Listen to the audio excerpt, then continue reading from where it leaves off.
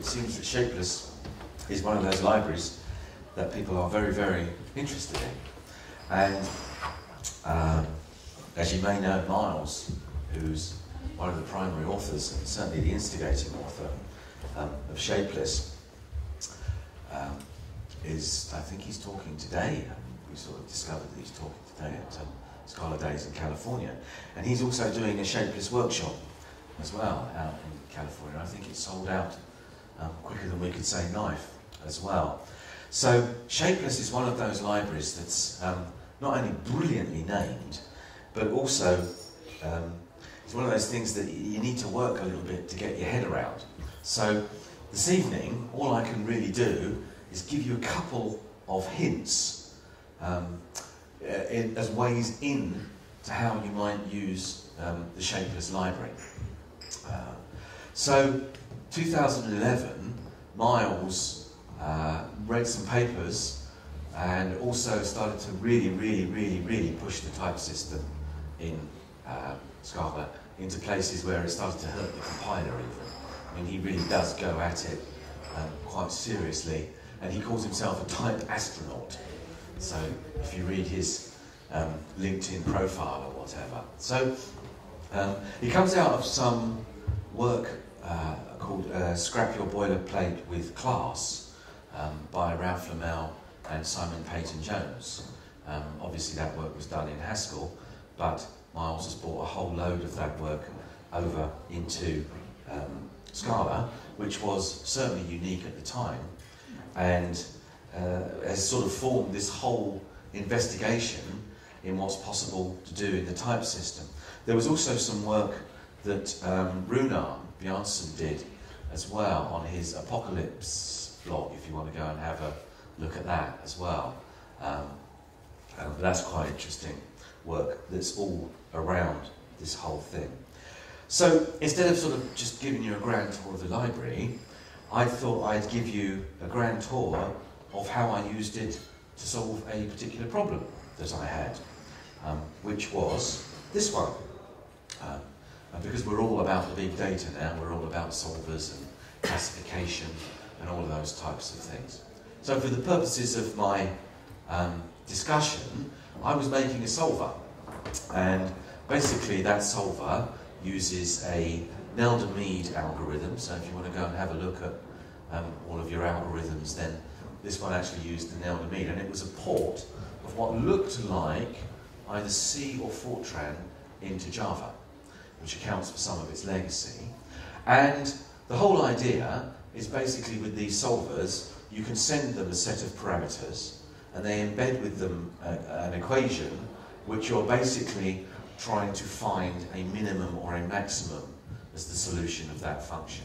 And you iterate over the parameters until you find which parameters or coefficients to this function will actually result in the minimum output from that function. It's an iterative technique.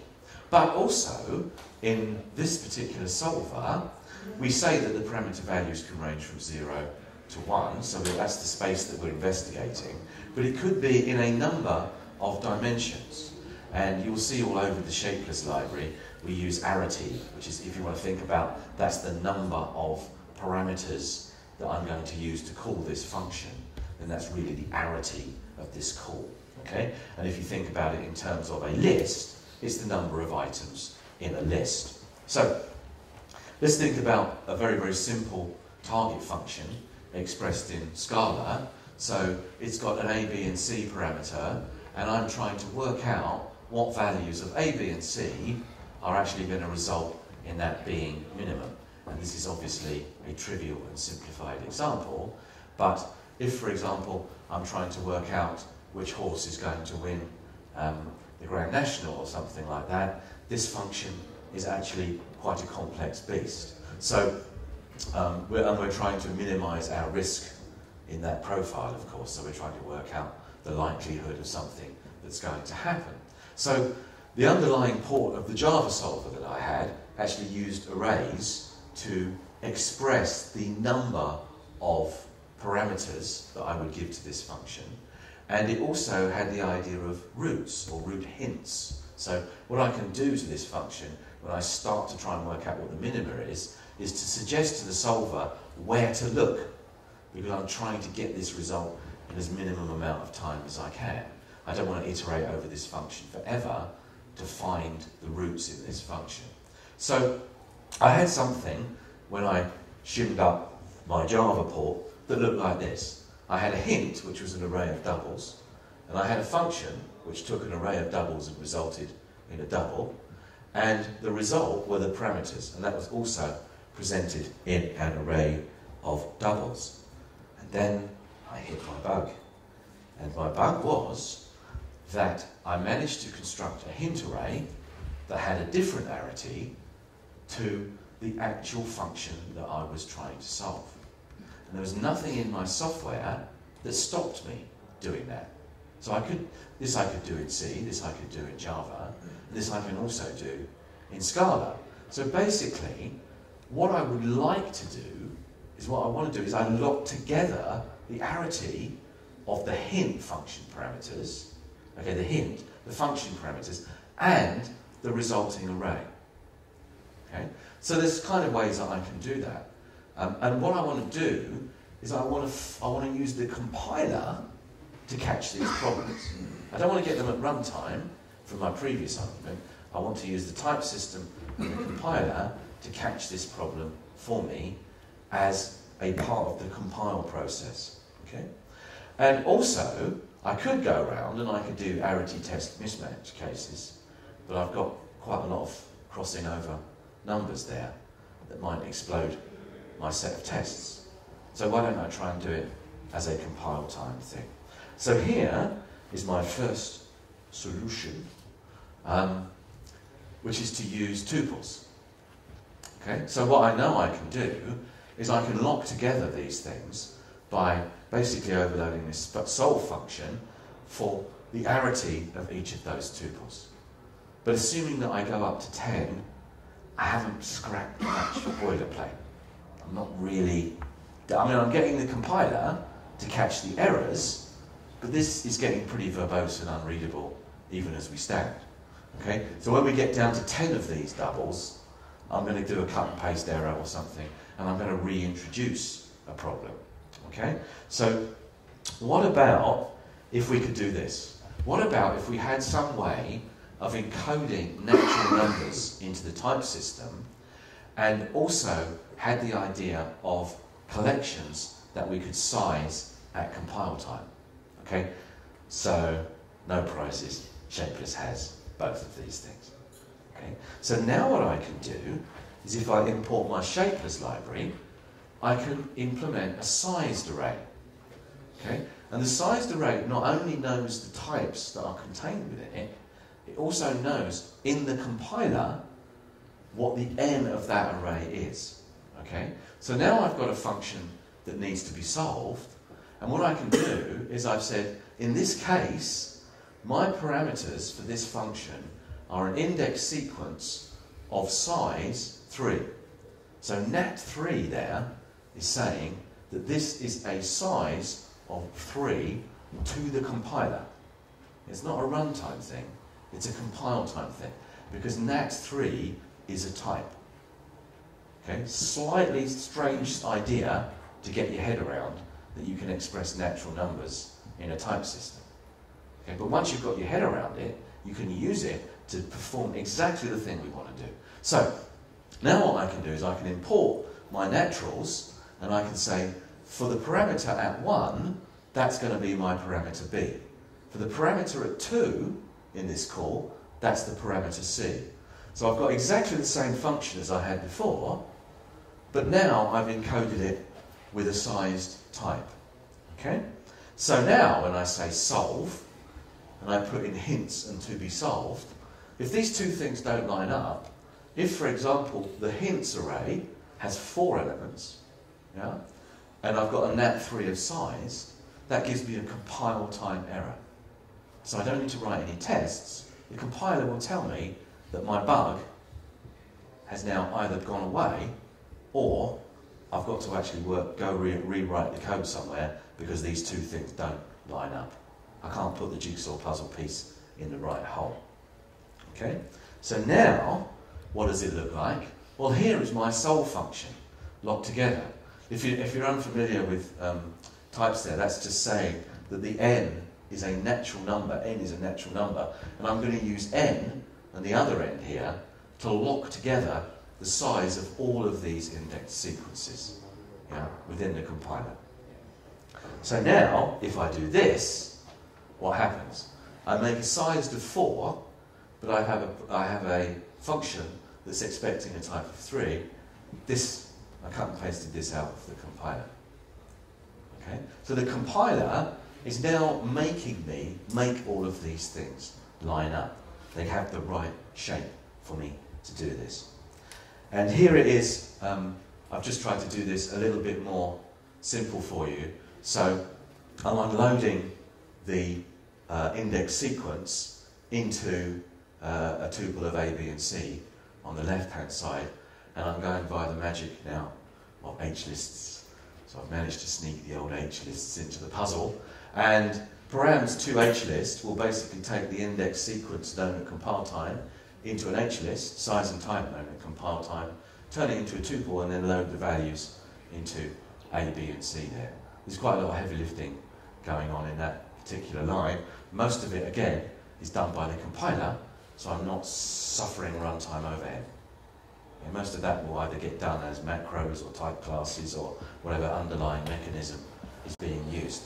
I'm not a Shapeless expert, but if you want to start digging into all that stuff, type classes, etc., then that's something that you might want to have a look at. So, that's the basic idea.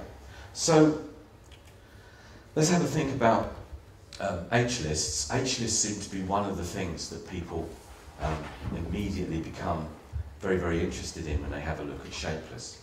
So, H-lists extend the idea of these sized collections, but also retain type as well. So, with the idea of tuples, okay, what we have is we have fixed length sequences, so we know the length of them, but they have distinct types. Okay? With collections, we can have varying lengths, but always with collections, we're going to go to the most generic type, yeah, that we can possibly do. So we can't say that's an int, that's a string or whatever. It would tend to go to an any in those things. So we lose a bit of type information. With H-lists, we have varying length sequence of elements, but they can contain distinct types. So I asked Miles if he could, have a look at these slides for me and say yes or no. And in the tradition of Miles, you have to do a REPL demo. So I'm going to do a little tiny REPL demo for you, just to keep the vibes right. So if we're up here in Scala land, and I'm in a console which is just running in SBT and Shapeless now. So I've automatically imported Shapeless. So let's just go through a couple of those previous points and make sure that we understand the difference between all these various things. So if I make a tuple, there we go. We can say that's true, and we go and investigate the type of that. So that's arity 3 in string Boolean. Okay? Suffers from the problems that I've already showed you in terms of. So let's have a look quickly at a list so that we can dig out what the types are. Everybody uses the REPL, of course, to run little experiments as they're coding. Brilliant. Okay. Let's try 23.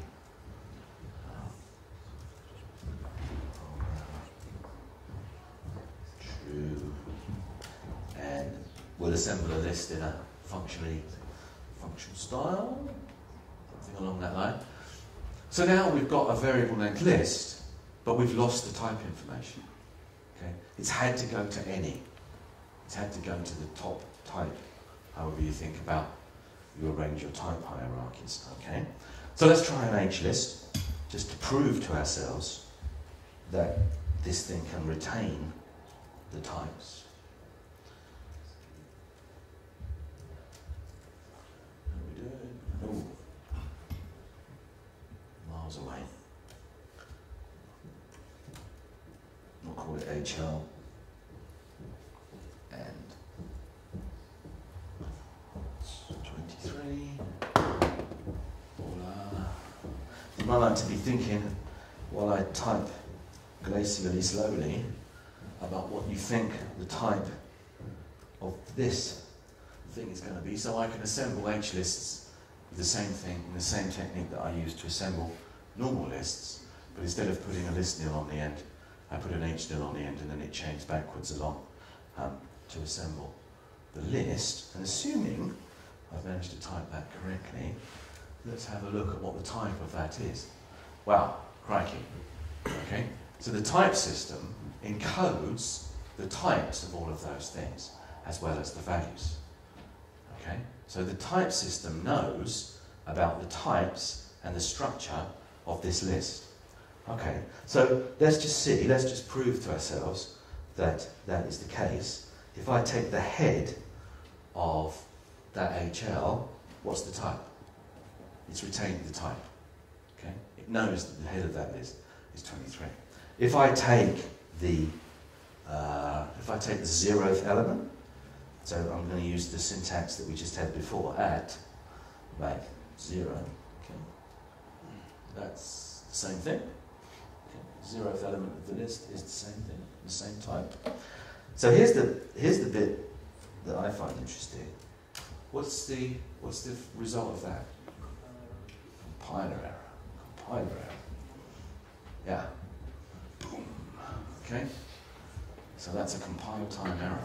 Indexing the wrong point in a list isn't a null return, isn't a runtime error. It's a compile time error.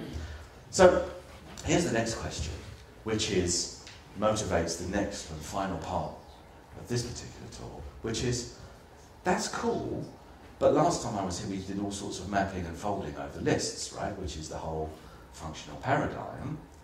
So the question is, how do I map, what function do I supply to an H-list to map over it? And that's where this thing becomes quite interesting. So say I do this, right, lmap x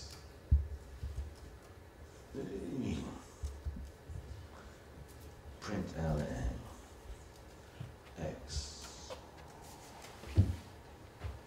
That's cool. Okay, so we're just throwing off the values and then assembling a list with nothing in it. That's kind of expected. And what happens if we do the same with an H-list?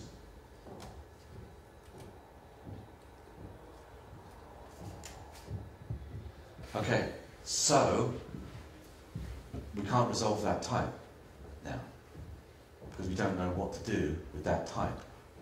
Okay, so that's why we need these things called polymorphic function values. Okay, this is where normally Miles starts. So it's kind of, I'm trying to introduce some of these ideas kind of in order. So let's just have a little look at polymorphic function values. So if I want to map over an H-list, okay, how do we perform the maps and folds over that H-list whilst still transforming and preserving the element types? Like, I can transform this type into another type that's still known at compile time within this H-list.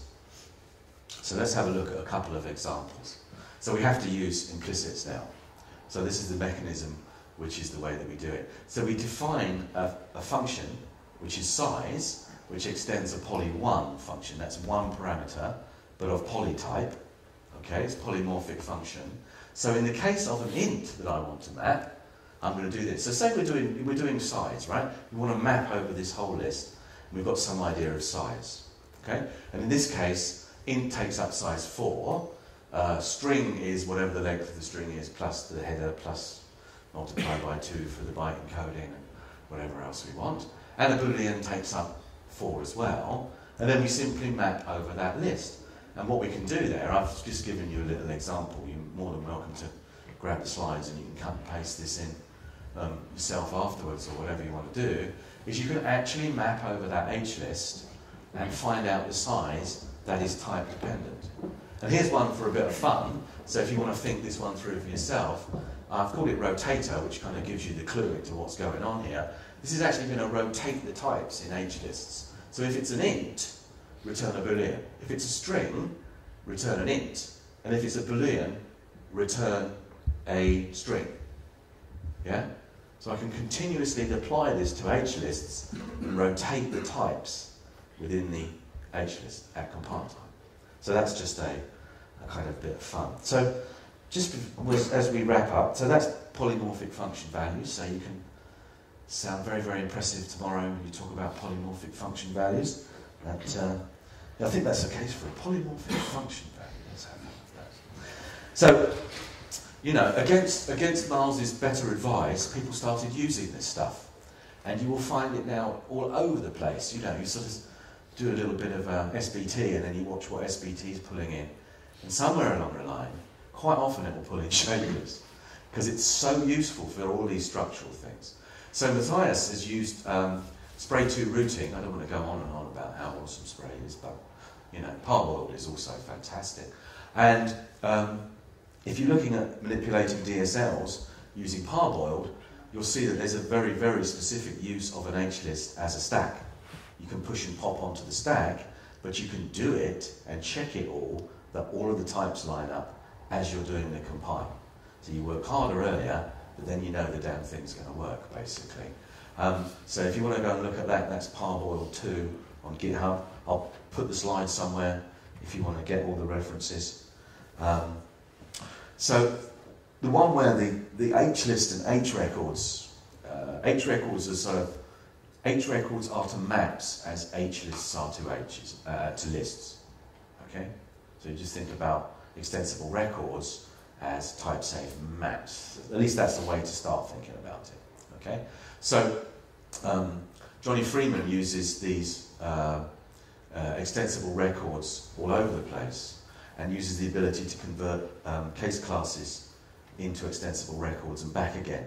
That used to be called ISOs and isomorphics, but I think that's changed slightly now. Again, you can go and have a look at the way Johnny's doing that with his, and there's a sort of another one that Miles suggested to me that's worth going to have a look at, is another use of that idea of being able to transform case classes into H-lists and back again.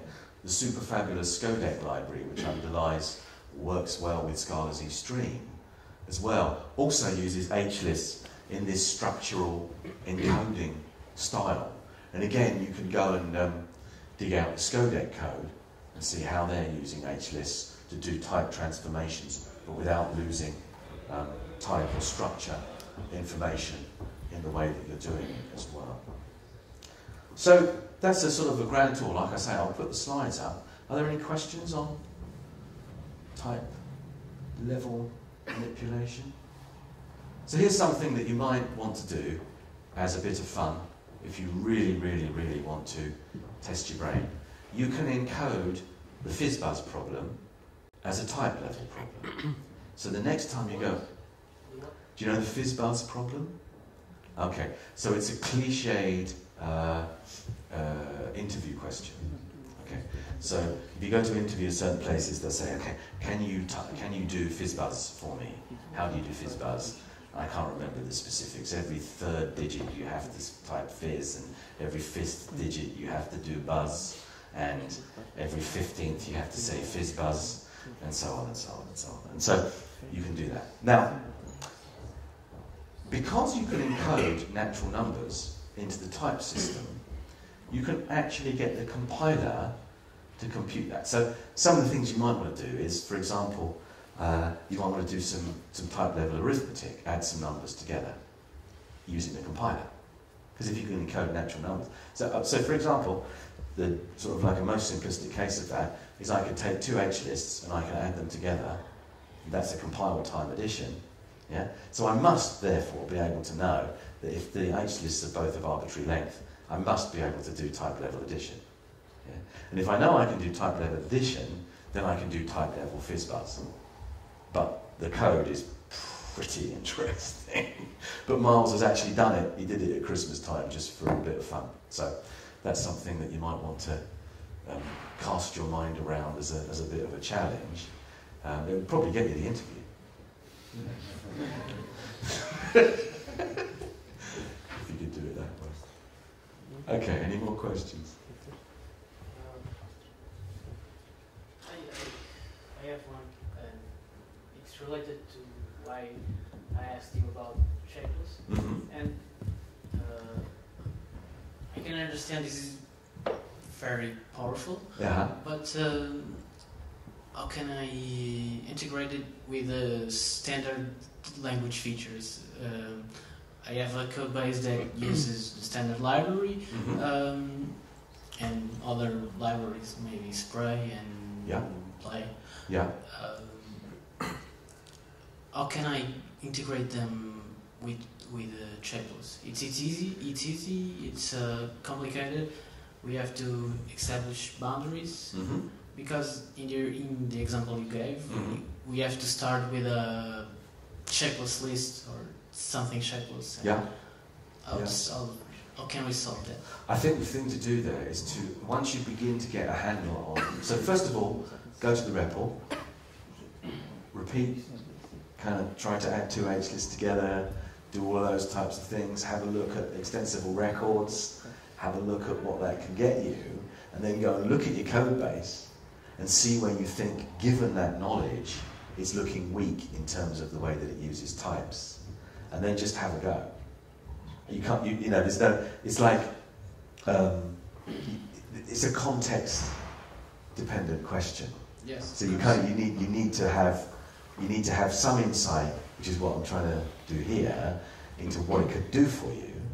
Yeah. And then you have to go back and look at your code base and go, okay, there. The H records you mentioned, yeah. I can see a lot of places where I can use them, because sometimes you want to do with things type safety, and you don't want to use something like maps. Yeah.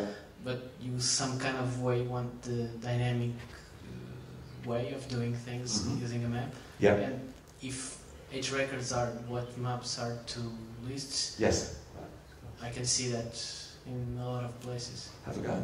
Yeah. Have a go. Let me know as well if you get some advantage. It would be great to find out. Okay.